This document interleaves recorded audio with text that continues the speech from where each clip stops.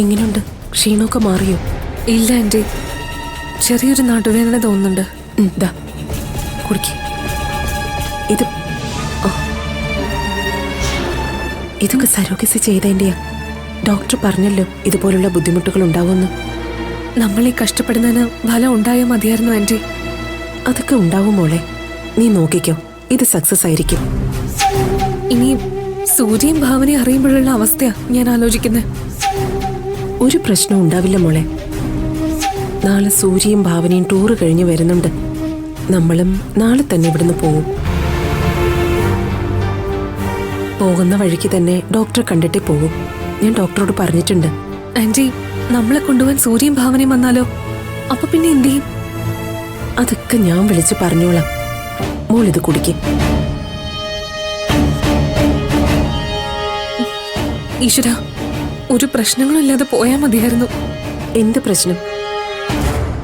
നാളെ തന്നെ ഈ കാര്യം ഞാൻ അവതരിപ്പിക്കും. ആന്റി, അത് വേണോ? വേണം മോളെ. എന്തായാലും ഒരു സംസാരം നടക്കും. കാരണം അവരാരും സ്വപ്നത്തിൽ പോലും വിചാരിക്കാത്ത കാര്യമാണ് നമ്മളിപ്പോ ചെയ്തിരിക്കുന്നത്.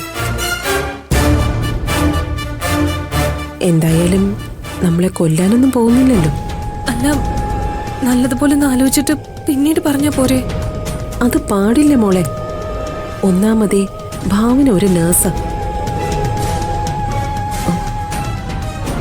നിന്റെ ഭാവമാറ്റങ്ങളിൽ എന്തെങ്കിലും സംശയം തോന്നിയാ ഉറപ്പായിട്ട് അവള് കണ്ടുപിടിക്കും. അതിലും നല്ലതല്ലേ ഉള്ള സത്യം പറയുന്നത്.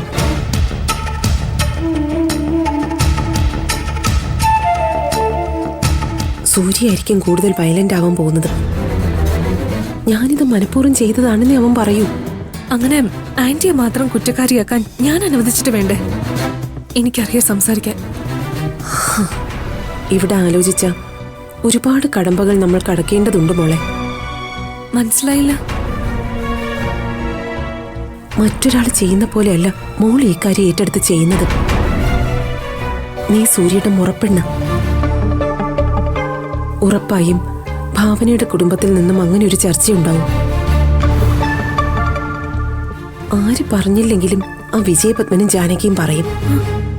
ആന്റി, അപ്പൊ പിന്നെ എന്ത് ചെയ്യും? ഞാനും അത്രയ്ക്കൊന്നും ചിന്തിച്ചില്ല. ഞാനിത് ആലോചിച്ചതാ. പക്ഷെ വെറുതെ നിന്നെ വിഷമിപ്പിക്കണ്ടെന്ന് കരുതി പറയാത്തതാ.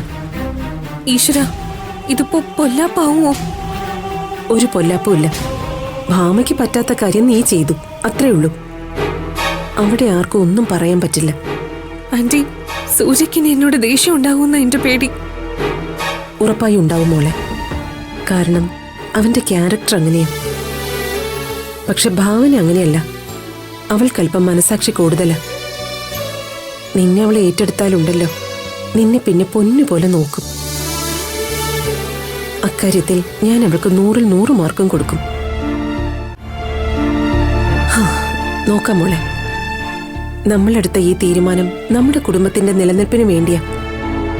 അത് മനസ്സിലാക്കിയാൽ തീരാവുന്ന കാര്യം ഇവിടെയുള്ളൂ.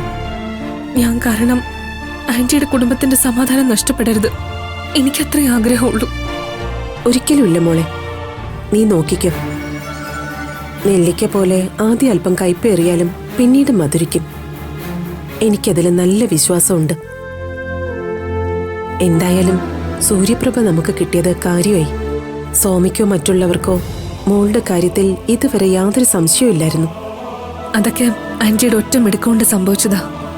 അല്ല മോളെ, ഈശ്വരൻ എന്നെ കൊണ്ട് ചെയ്യിപ്പിച്ചതാ.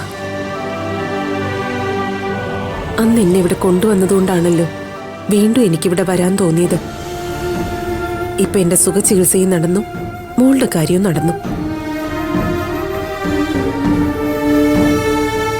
മോളതെടുത്ത് കുടിക്കും.